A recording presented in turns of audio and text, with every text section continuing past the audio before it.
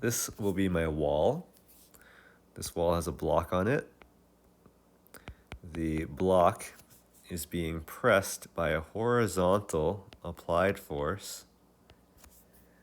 And that's actually, it's got to be strong enough so that the block does not move. If I draw a free body diagram for this, this will be my block. I already talked about the applied force. I'll draw that in again. This block is at rest. That means all the forces have to be balanced. So what is balancing the applied force? That's the normal force of the wall pushing back. I'm going to draw it exactly equal in size. Other forces on this block, there's gravity pulling the block down. And the reason the block does not fall down is because there's a force that's going up, that's canceling it out, or balancing it. And that force is going to be friction. Friction is what keeps it up. But in order for friction to be strong enough, the applied force has to be strong enough. The harder that force presses against the block, the more friction there's going to be to give it a chance to stay up and not fall down due to gravity. So these forces add up to 0. So the up and down forces are equal in size. The left and right forces are equal in size. That is to say that the applied force is equal in magnitude to the normal force.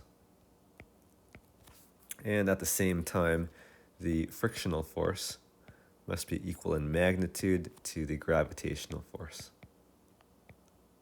Okay, those two equations have to be true. And my goal is to solve for the applied force. I want to figure this out. And we have to do some substitution, some manipulating equations to be able to figure that out. So I know the applied force is equal to the normal force. I'm not sure what the normal force is right now. The variables I'm given the mass, which is 0.400 kilograms. I'm given two coefficients of friction, so you have to choose the correct one to use. So since this block is not moving, we're going to choose the coefficient of static friction. That's the appropriate one.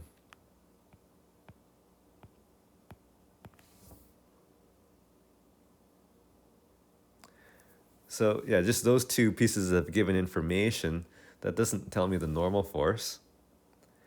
However, I can look at my equation on the right here that deals with friction and gravity.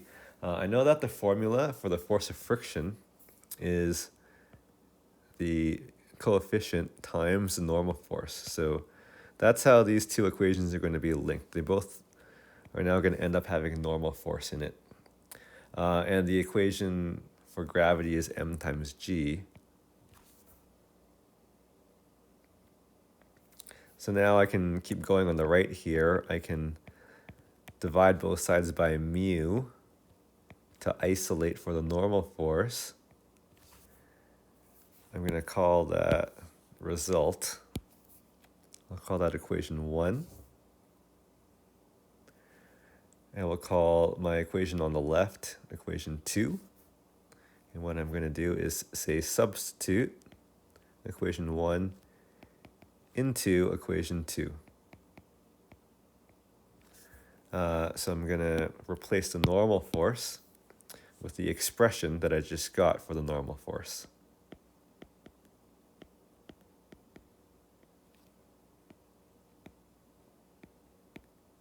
That's what it looks like after the substitution. This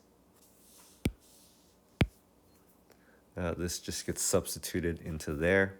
It just replaces it. So now I can finish solving this. I'll fill in the values.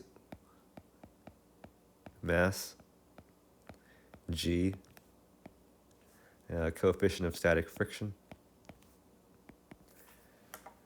Get my calculator up and round it to 2 significant figures at the end, because it's the multiplication and division rule.